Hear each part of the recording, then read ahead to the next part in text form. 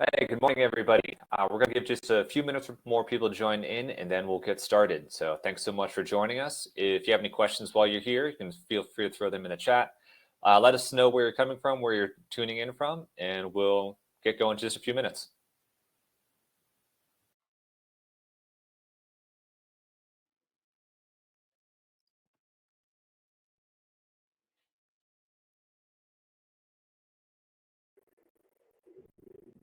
I always find it so interesting to see where everyone says like which cities or even countries that they're joining from.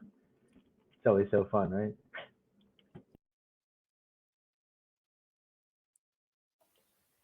think we need to get one of those virtual boards where you can put a thumbtack in great. where you're coming from on the map. That'd be pretty awesome. And then you could see it get updated in real time, all the little text dropping in. Yeah.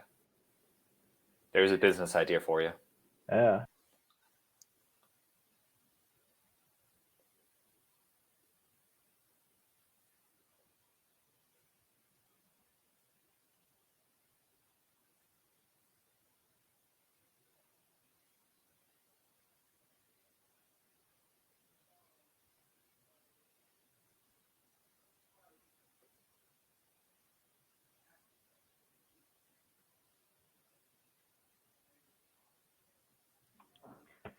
If you just joined a second ago, we're just waiting one more minute to let people join before we get started. But go ahead, feel free to say hi in the chat.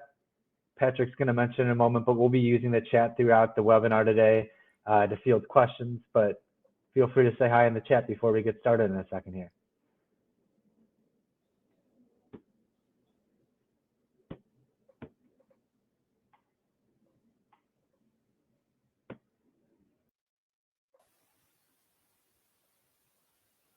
Looks like we have a global audience today, people all over the US, UK, Trinidad, Kenya, South Africa. So thanks everyone for tuning in. I saw that. That's fantastic. Yeah, pretty cool to see.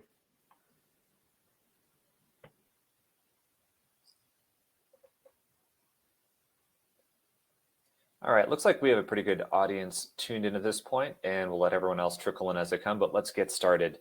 So hello, everyone, and thank you for taking some time out today to join SparkHire and Workable for a webinar about optimizing the candidate interview experience. Today's webinar is scheduled for an hour, but it will likely be about 30 to 45 minutes long. We'll have some time for Q&A at the end, so please leave any questions you have in the chat throughout the presentation, and you will also be emailed a recording of this webinar to watch later on.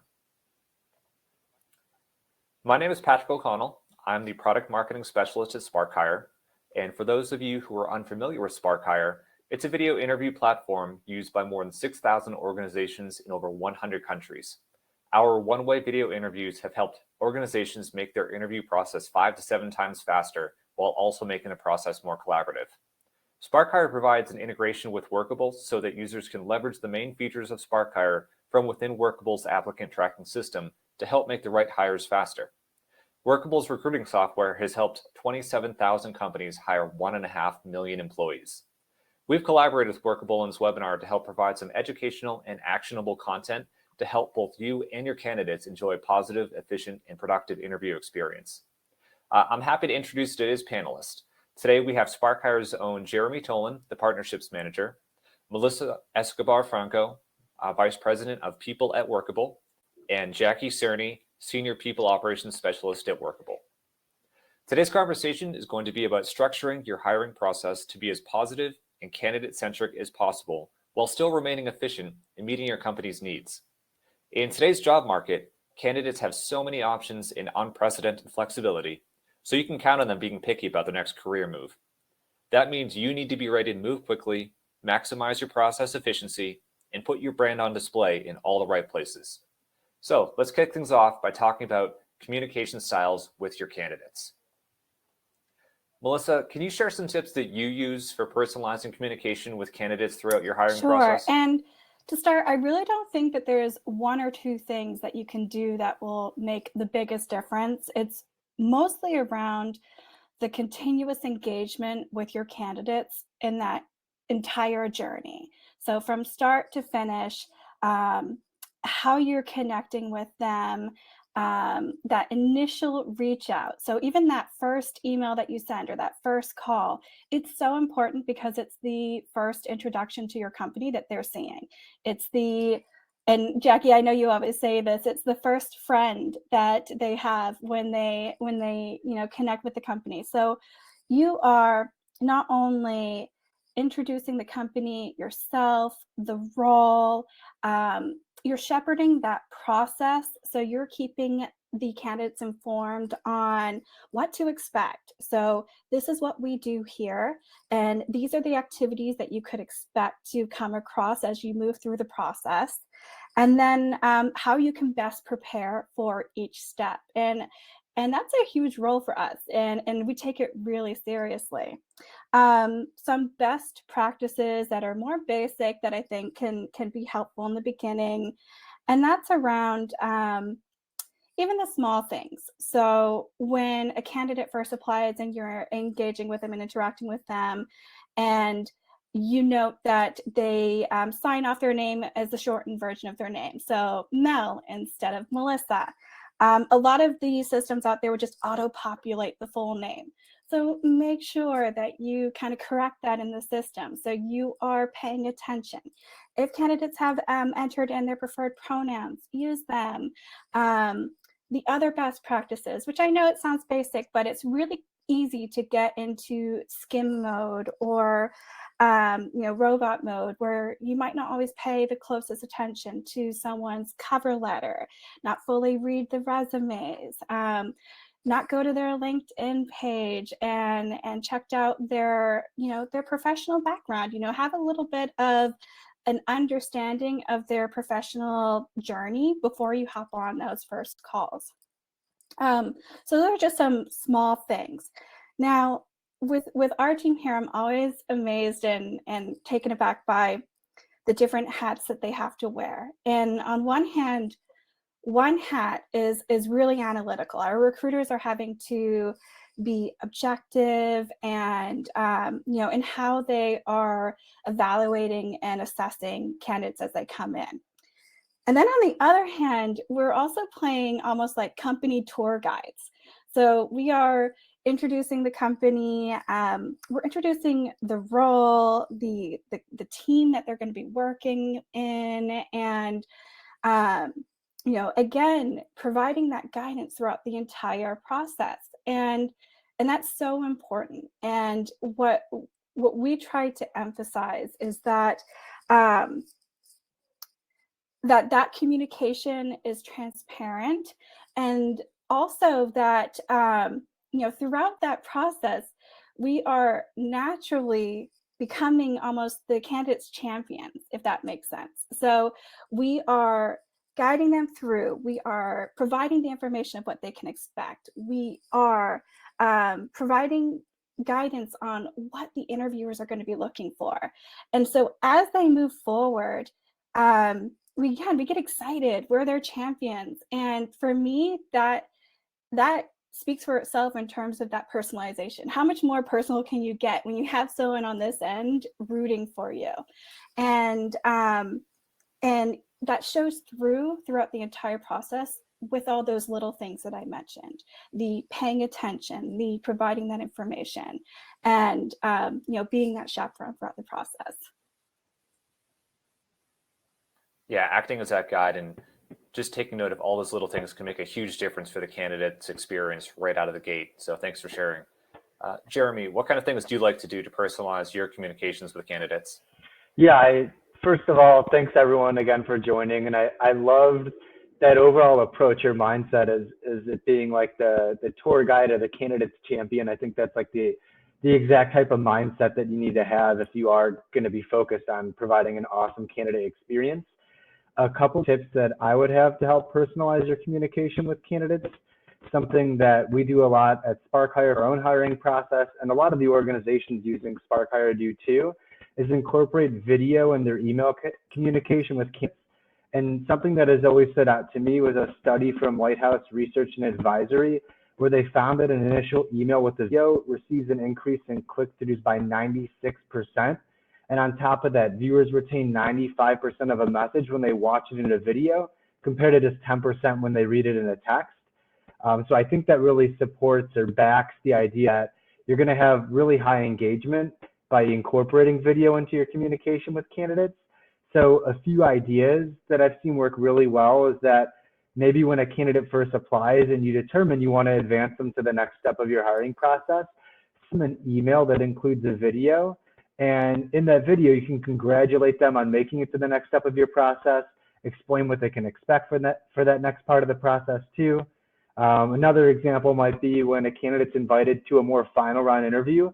When you send them an email to invite them to that, include a quick video with what I call an employee testimonial. An employee testimonial is just asking one of your team members to record a quick video where they can explain what they really love about working at your organization, maybe some things they like about the role in particular that they work in. And those are super effective for candidates because they really get to see firsthand experience from like a peer, someone that might be doing the same role that they're being recruited for. So they're a really effective way to help personalize your communication with candidates. And then the last example that I'm thinking of too, as far as incorporating those videos in your email communication with candidates, is near the end of your hiring process. When you're ready to send an official offer in an email, think about including a video that's going to reiterate why you think the candidate's a great fit, how excited you are for them to join your organization, or you might even include a video that includes like a quick intro from the members of the team that they'd be joining. I think something like that can go a long way where the candidate is actually able to see and kind of meet members of that team that they would be joining and get really excited about becoming the next member of your organization. Yeah, absolutely, Jeremy. All those personal touches can certainly go a long way to making the candidate feel like they're wanted to be a part of that team. I do want to ask, though, on the flip side, I'm wondering if there are any challenges that may come along with all these personalizations, because there's a lot that goes into it. So Jackie, do you want to take this question? Have you encountered any struggles associated with this type of personalized approach? Totally. I think it's important, like we want it to feel personal. Everyone's applied for a job where you're going to get an email back automatically in automation, and spending the minute to build those automations out. Yes, it's going to make the recruiter's life easier by having those automated emails, but building them in a thoughtful way so you reduce those challenges later on. But then also really being realistic with yourself and the candidates on how fast the hiring process is going, where things are going to be moving in the process. I think for me, when I'm hiring in entry-level positions, those positions can go really fast sometimes, and the candidate can feel like we're rushing through the process when really it's just the natural cycle of it. So on that first touch point with the candidate, I'm like, this could feel a little crazy. We can slow down if you need to, but we want to fill this position pretty quickly. There's a need here, and explaining the why we're moving fast to them. So they're not like, yeah, I applied for this job 2 days ago and I'm going to probably get an offer at the end of next week. They understand how quickly we're moving so that they know that it's not just a checkbox activity for us. Each candidate I want to have that personalized communication with. And then also challenges would be really making sure that we're getting them back feedback timely. Not everyone is going to be able to be hired by us. I truly wish I could hire everyone in the world because I hate declining people. But being able to deliver them feedback thoughtfully and really getting personalized feedback. I am our hiring manager's worst nightmare. I know I am when I'm knocking, begging them for more tangible feedback. I don't want like not just a good fit. I want like where they could have improved in the interview, how this could work better, areas that they think they could improve on, and delivering that to the candidate in a thoughtful way so that when we are saying like, hey, this isn't going to work out, but we have this feedback for you, it's something that they're going to be like, that makes sense to me, and it's not just it's not a great fit. So getting that timely feedback from hiring managers and making sure that it's tangible is really important for me. Excellent. Yeah, putting these personal touches does sound like it can be a little timely. Melissa, do you experience that same type of obstacle or anything else that you like to watch out for? And jumping on what Jackie was saying around the feedback, I think that's actually a really big or common challenge that hiring teams have to overcome and also prioritize. So I think it's important to set expectations at the beginning of the process when you are, doing your role role brief around setting expectations around the timeliness of when you're going to get back to people, and also the type of feedback that you're going to give. And I know Jackie mentioned this, as well. That comment of, oh, they just weren't a good fit, or, oh, we had stronger candidates in the pipeline. Oh, that's just not good enough. That's not good enough.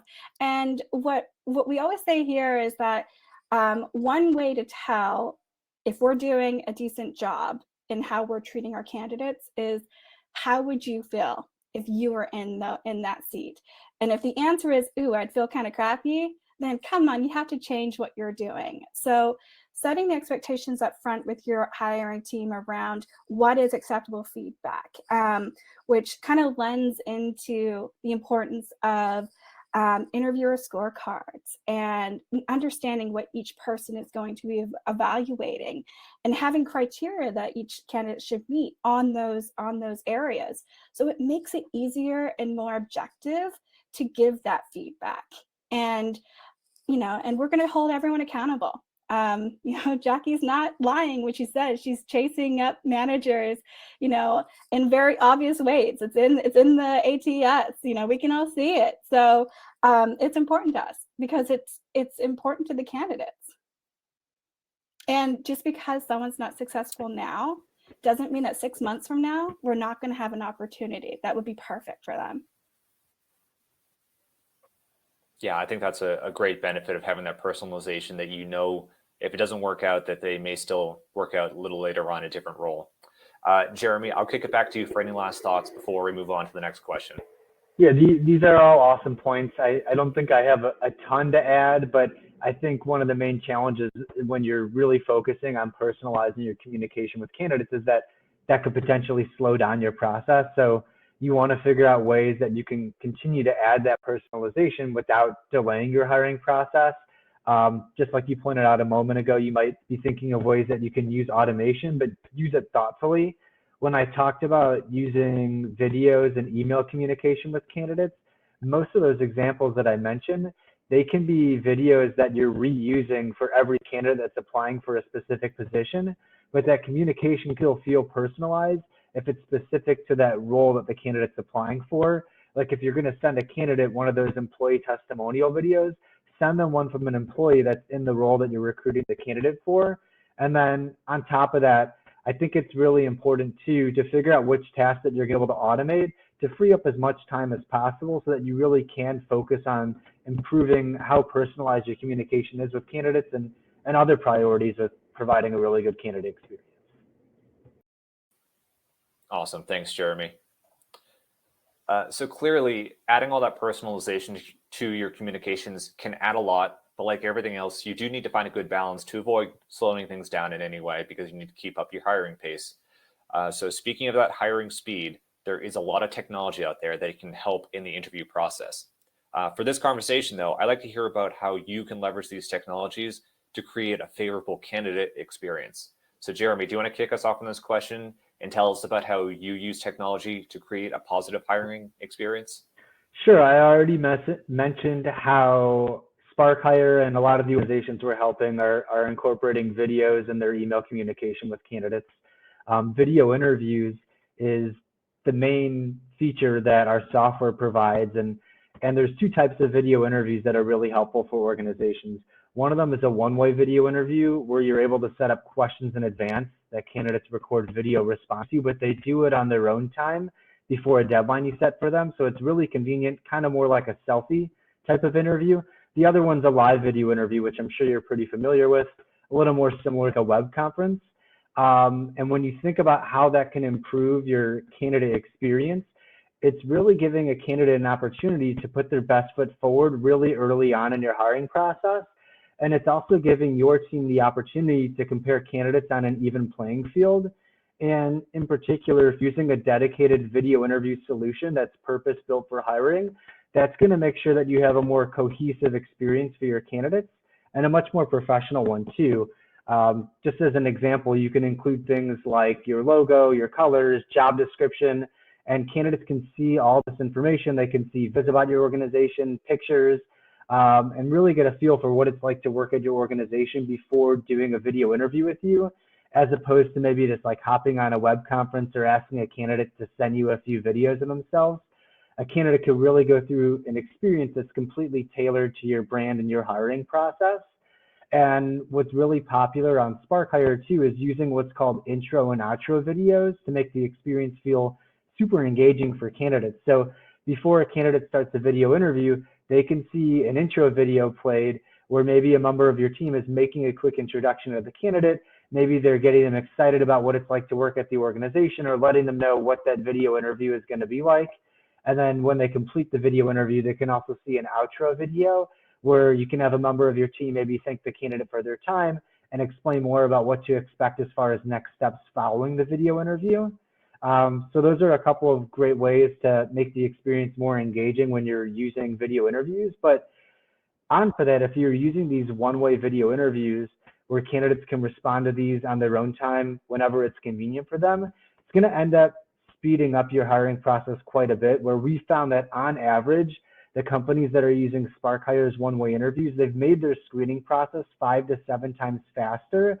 So using something like this is a great way to make sure that you're following up with candidates. You're having a much faster response time with them as far as next steps in your decision-making process for them. And another tool that's really helpful for improving your candidate experience is definitely applicant tracking. There's different automations you can set up, ways you can keep candidates' information organized. You can hold team members accountable to follow up with candidates in a timely manner. And I would encourage you to see how you can incorporate texting as far as sending reminders to candidates or information about next steps. But what's also important too is to make sure you understand early on in your process, asking candidates how they prefer to receive communication. Candidates are going to be really responsive to text messages. Other ones are watching their email like a hawk. Other ones might prefer to be messaged on LinkedIn. So make sure you learn about that from candidates too, so that you can have the best response times with them too. Awesome. Those are all great points, Jeremy. Using those video messages can definitely help connect candidates with the actual team members and helps them feel like the company has already begun to invest time in them before you started. And then those automations are going to help keep the process moving along. And we all know that candidates want to move forward just as quickly as you do, so that's great. Melissa, what type of tech fits into your hiring process, and how are you using it to help the candidate experience? So I think it goes without saying, any company, any person that's hiring, you need to have a robust ATS in place, like Workable, and there's others out there too. It's really going to help you do your job and do your job well. In terms of like some of the technology that we use within our ATS that I think is beneficial for both the hiring team and the candidates alike. Oh God, I feel like there's so many, there's a lot. Where do I even start? So if we go with like from the beginning of the process, why don't we start with job descriptions? We have thousands of job descriptions in the tool so that we don't have to start from scratch. It's not saying that it's going to one size fits everything. You're going to have to look at it and work with your hiring manager to determine how this needs to be fleshed out and how the job description template can be modified to fit the tone of your team. But it's a phenomenal place to start. Scorecards, I mentioned this earlier. Essentially what scorecards, if I didn't make it clear, what that is already built out lists of questions that will assess a certain thing. So if you want to narrow in on project management skills, you can find a scorecard that's pre-built that will have questions that are geared towards evaluating that specific skill set. They're really helpful, especially when you have multiple interviewers on a panel or like multiple interviewers at different stages. We've all been there. It is the worst thing when you go through an interview process and you're like, oh, that person asked the exact same questions that this other person asked, and so the one before them. And it kind of makes the candidate feel that either we're disorganized, which we don't want to come across, or that like we're not caring, like we don't care enough to have a clear evaluation process. So I think that's extremely helpful. And also we use assessments. So Assessments, if you don't know what they are pre-designed assessment tools that have been built by scientists, doctors, people way smarter than me, that you can send to candidates that will assess things like numerical reasoning, verbal comprehension. So those are extremely helpful when you have, like, say, a role in finance. So we want to make sure that for someone who's applying for a role in finance, that they are scoring at, at a certain level within the numerical reasoning. It's not a disqualifier by any means, but it's definitely another tool to help you make a decision in your process in a much more objective way. The other one that we've used that has been really, I'm babbling now, I'm sorry. So again, I told you I could talk for days. So the other one that we've used that was really interesting that we got some cool responses on were, for high volume roles, we found that we had good success using one-way interviewing, which I know Jeremy has spoken to on here as well. But we did notice that when we first introduced it, that candidates did seem to drop off at certain stages when they did come to the one-way interview time. And what the hiring manager did, she actually did the one-way interview herself as an introduction to those candidates. So she introduced herself, she introduced the team, she spoke to like what she's wanting to hear from their responses and how excited she was to listen to them. And when she took that personal step, the engagement and the drop-off decreased, and we ended up having more candidates stay in the pipeline. So those are just a few ways that we've utilized technology that have been incredibly helpful on our end, and I think also very beneficial to the candidates because it's an organized process. My personal favorite way in Workable is the self-schedule link. I could sing its praises for the rest of my life. Everyone has been in that moment where you're trying to schedule an interview and your day gets busy, the candidate gets back to you at the time they're available, and you're like, somebody already booked me for that time. Sorry, can we reschedule? Like, we need to move this. The self-schedule link, I send it to the candidate, boom, they get it, and they book the interview with me within minutes of them getting it, and it's on my calendar. I don't have to think twice about it. And then when I get on the call with the candidates and I'm like explaining what Workable is, I'm like, and that's the Workable technology. Like, there's just a small minute of them seeing it and they're like, wait, that's so cool to see what the actual tool is doing. So it lets me highlight what our product does.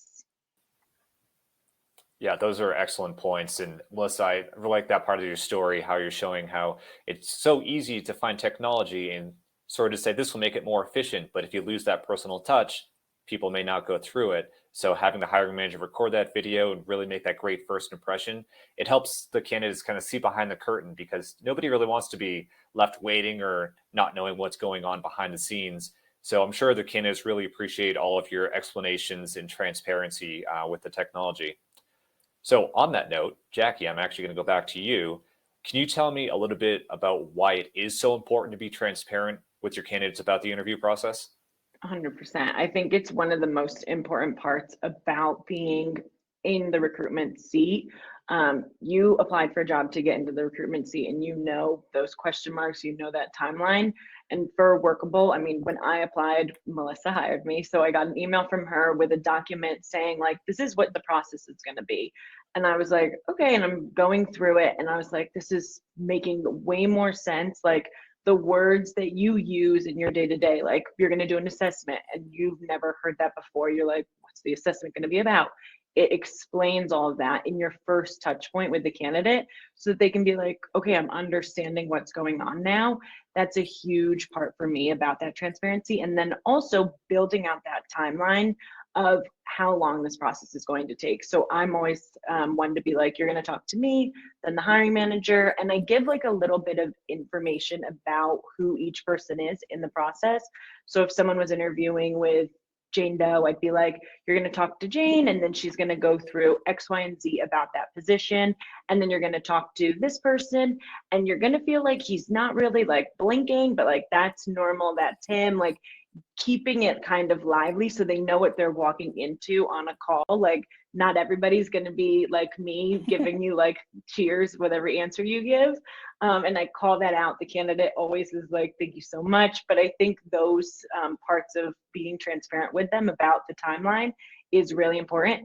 And then following up with them, being like, hey, I know I said it was going to be Tuesday, but X, Y, and Z has happened since. We've had somebody go out, and being realistic with them. I think giving them a 30-second phone call to say, hey, we need to delay the process by a little bit is going to build that rapport with them more. This person hopefully will join your organization, and you want to build trust with them before they start at the organization. So really spending that time to gain their trust as a candidate will help you hopefully get a successful offer out to them. Awesome. Jeremy, how about you? What are you hearing that organizations are doing to be more transparent with their candidates throughout the process? Yeah, I think this is just so important because just put yourself in your candidate's shoes. Like, obviously, this is interviewing, applying for jobs can be a really stressful experience for candidates. So you want to set up an environment where you're trying to relieve that as much as possible, make candidates feel as comfortable as possible. So just be empathetic, really put yourself in their shoes when you approach putting together your hiring process. Think about, how can you make this convenient for your candidates? Are you making their life easier? And provide as much context as possible on what candidates should expect at the different stages of your process. You could do this even from the outset, just on the career section of your website. Just kind of outline the different steps that a candidate would go through throughout your process. And when a candidate applies, you could even give them a quick call to walk them through what to expect, what are the next steps going to be like, and always commit on timelines that you expect to get back to them within. And if you're not going to be able to meet that timeline, make sure to follow up with them still. Maybe send them a quick email, just let them know you need a few more days or however much time you need to make it to the next step of the process. And this has come up a couple of times too, but always make sure you're also following up with the rejected candidates that you're not going to advance to the next stage, because that can be such a frustrating feeling for a candidate when they never hear back from an employer. And those might be really great candidates, like a runner-up candidate that you might even want to consider in the future. So make sure you're giving respect and you're following up with those candidates too.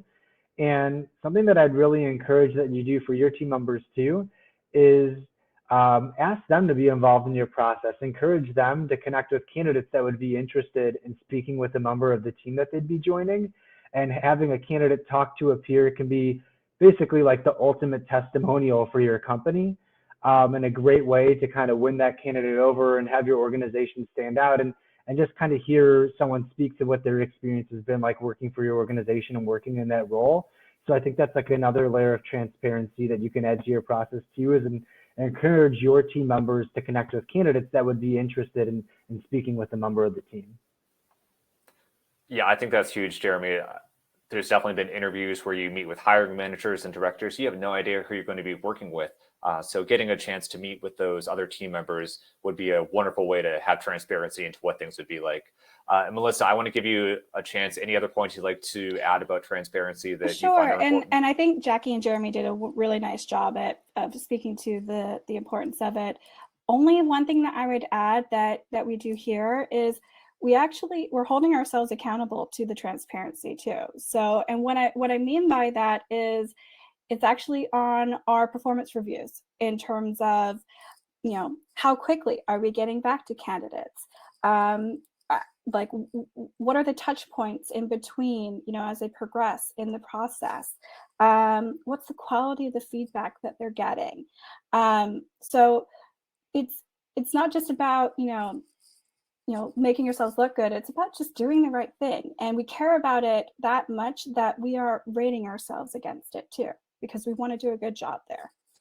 The other piece around transparency that we haven't talked on that I did want to speak to very quickly, because I think it's cool to talk about what we're currently doing, and then also cool to share around, like, okay, what we're going to try. And one thing that we're actually working on trying is doing a better job at collecting candidate feedback. So there is transparency too around how are we doing in terms of their process and their experience. Did they get the information that they needed? Did they get it in a timely way? All those things that we feel like we're doing a great job on because we pat ourselves on the back and say, yay, we've done a great job. We're actually wanting to make sure that we are by getting that feedback from candidates as they move through the process through candidate surveys. So stay tuned. I can't tell you how we're doing yet. It's something that we're working on, but I think it's as part of this process, it's good to share about, how the things that we do and what we'd like to do and what we're working on. Yeah, that's super important to keep on improving what you're doing, not just hoping it's working, but getting that real feedback from those that you're working with.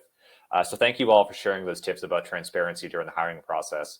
Now, we have one last question to get to with our panelists, but before we do, I want to share a poll with all of you.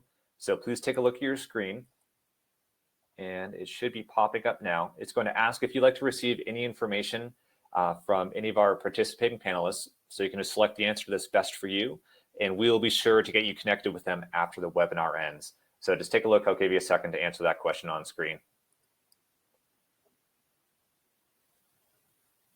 All right, excellent. Looks like we've got answers coming in. So you can just keep on answering that as we move forward. All right.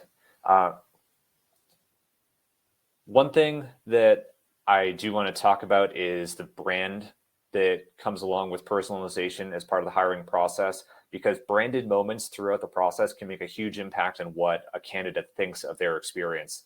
So Melissa, can you talk about how organizations can really leverage their branding to attract the top talent and really provide that memorable candidate experience? I think I was actually going to talk about the your careers page and how you can really showcase your personality as an organization. But I know, Jeremy, you're going into that a little bit. So I think I'll focus on your hiring process. The way you hire is a huge part of your brand. And when we take a step back, what we're doing at that stage is we're introducing our company, we're introducing the role, but then we're also kind of setting expectations with candidates.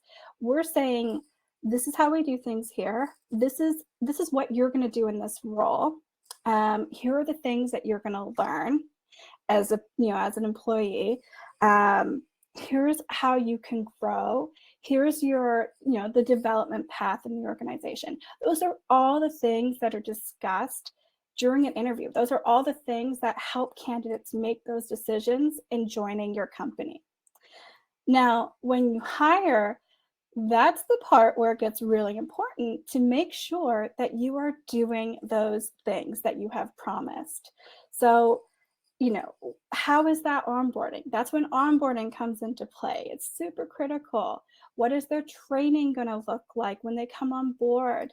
Again, how have we helped them grow in their career during their time here?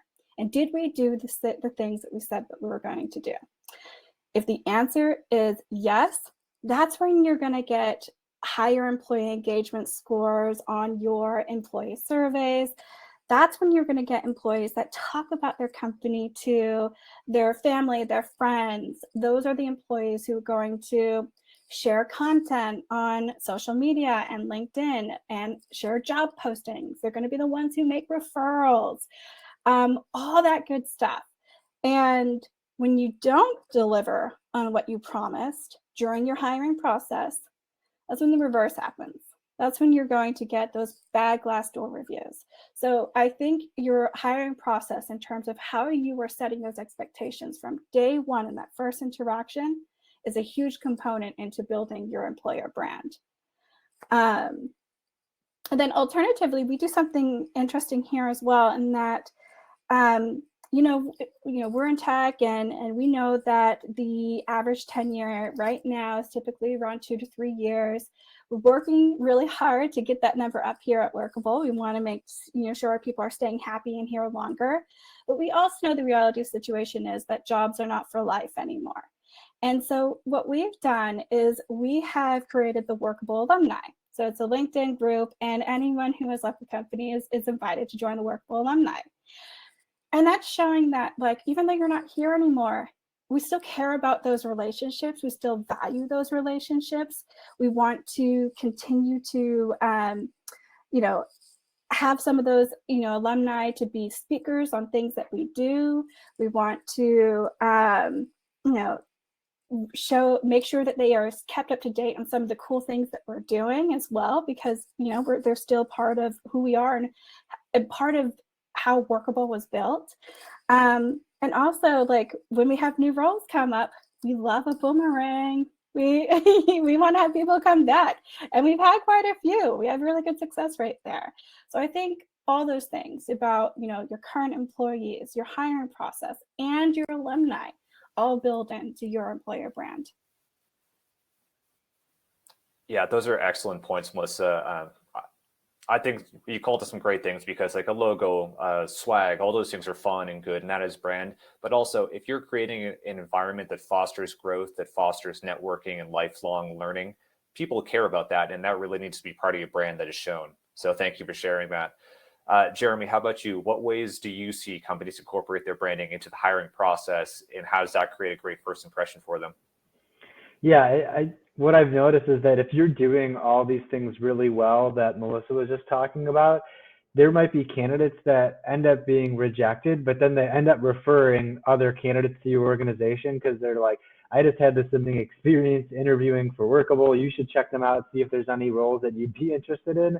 And you might be surprised if you ask candidates how they heard about your organization. They say, I knew someone else that interviewed for you guys. They didn't end up working there, but they didn't have enough they had so many great things to say about their experience and what they learned about your organization just throughout the hiring process.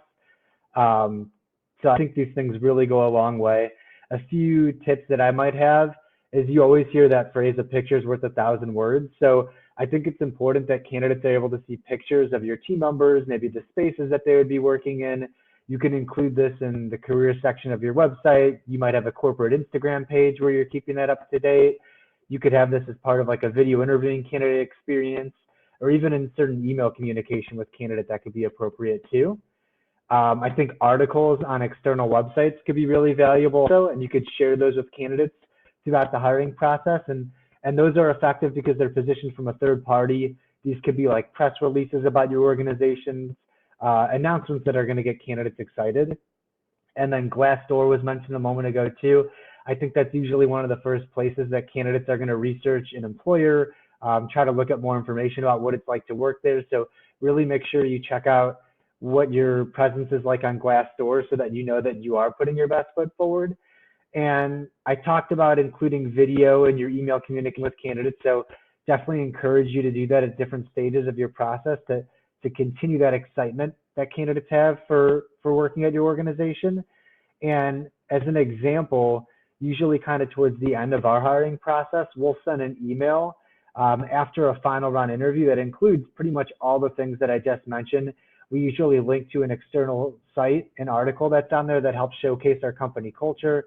We also like to include some customer reviews from a popular review site, because what we found is that candidates actually get really excited to see what do the customers that you're serving think about your organization, and seeing really positive feedback gets them really excited about the opportunity to work for your organization. And we've also included kind of an informal picture of the team the candidate would be joining, so they can start picturing themselves as the next member of the Spark Hire family. One way that we've done that is maybe just taking a screenshot during a team meeting, like on Zoom, and then it's got kind of like everyone's happy face on there, friendly faces. So you kind of have a cool opportunity for a candidate to see what the team is like, and to see people interacting in a group setting, and kind of envision themselves as the next member of your organization. Yeah, it sounds like so many of the things that you're all pointing out, it just means you're being proactive about putting yourself out there for the candidate to see. And I'll add too, on Glassdoor, I know in my experience, if you see a company that you're hiring or you're trying to get a job with, if there's negative reviews from other people, it makes a world of difference if that employer makes a response that's reasonable and invites them to have a conversation, versus just a list of lots of negative ones. So just putting yourself out there and being proactive about managing your brand is so important. Jackie, any last thoughts you'd like to share about branding best practices? Oh, looks like you're muted, Jackie.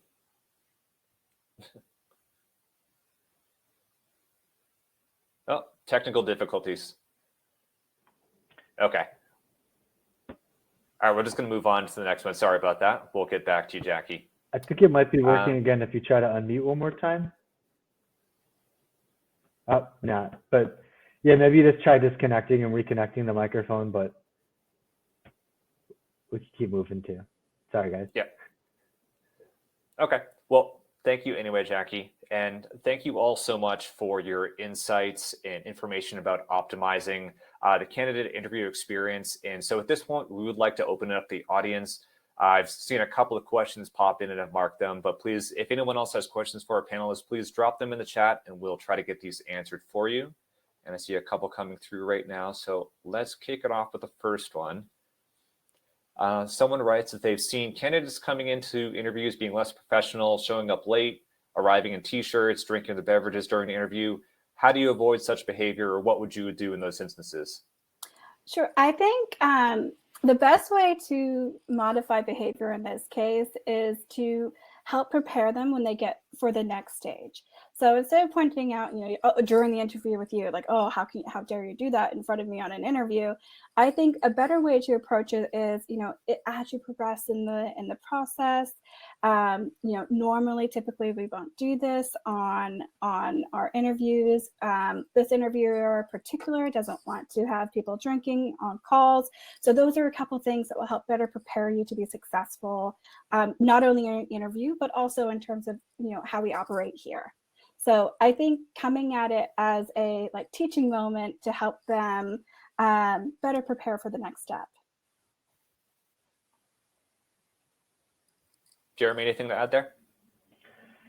Not a lot. I'd echo what you just said. I think setting those expectations of what you're looking to see and how to go into the interview and really set your candidate up to succeed by laying those out for them before they meet with you in the interview, I think is really helpful tip. And just be empathetic towards your candidates too. Think about what they're going through. Make sure you're balancing that with maybe not making too many rules or putting too much pressure on the candidate also. But yeah, just make sure you're clear about what you're expecting and how to be professional in that interview when you meet with them. Sure. We've got a similar question. I think it's along the same lines.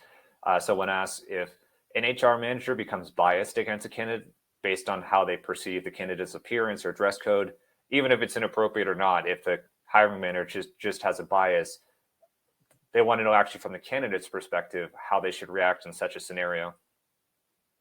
Sure. So I think in this case, and it's funny because sometimes I have to work with my team because my team, we tend to love everyone, and when someone is pushed forward in the process, I know Ileana, one of our recruiters, is devastated. And I think one of the way of removing bias, either both, kind of positive or negative, is to rely on those scorecards that you have in place. So have those objective areas, those criteria that you are measuring in the process. So remove external opinion out because you're looking at these 6 things that you're evaluating. And that's how you can compare candidates across the board.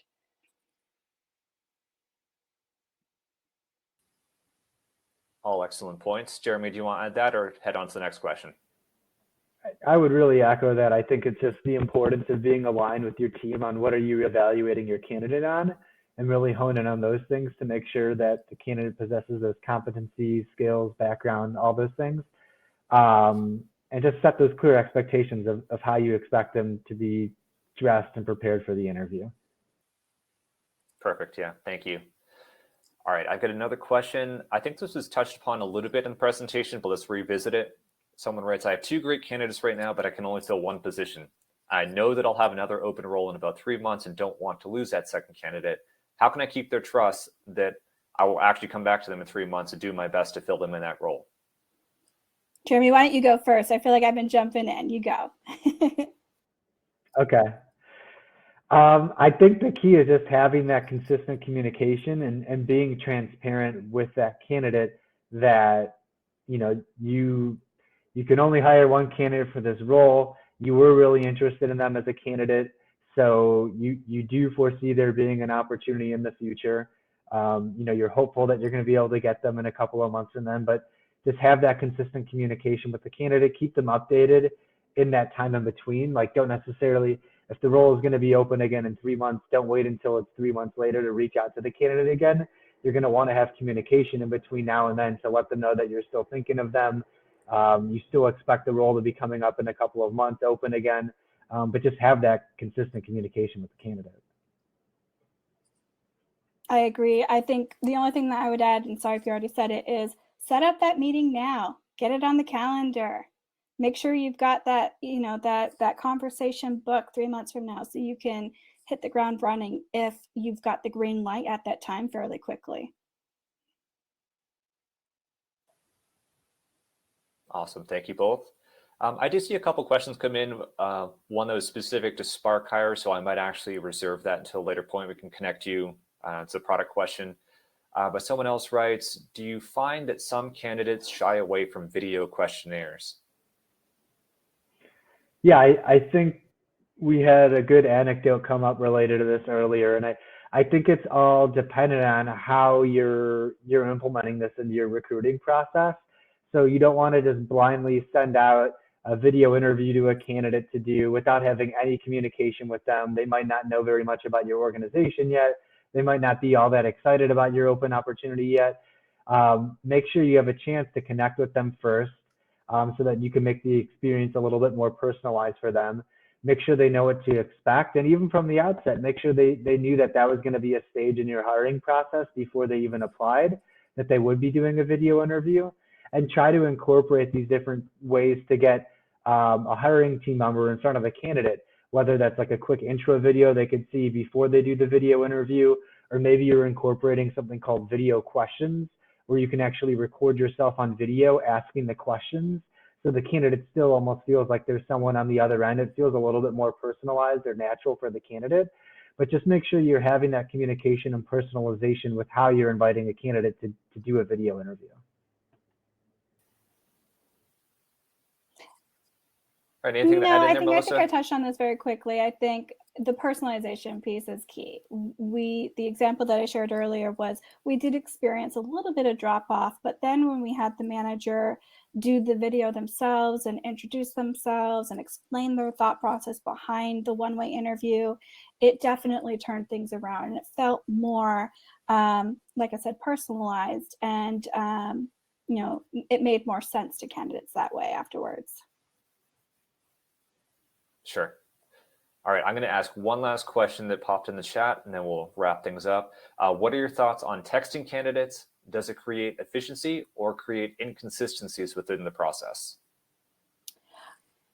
I think, for us, it does also tie into our ATS, so it's easy to keep it organized. And also, it comes back to kind of preference with the candidate as well. If that's their preferred mode of communication, it's our role to kind of make it easier and streamlined.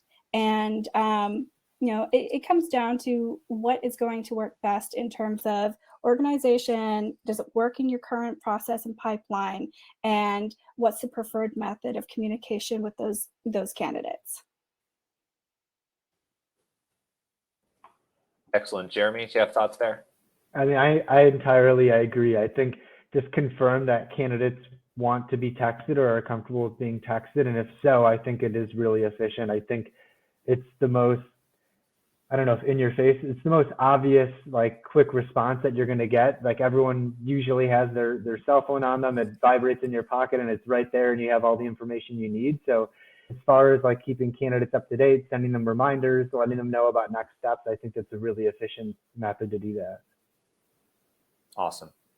All right, thanks so much everyone for writing those questions in. We really appreciate that. If there's anything else that we didn't get to be answered, we're gonna have some contact info to share in just a moment.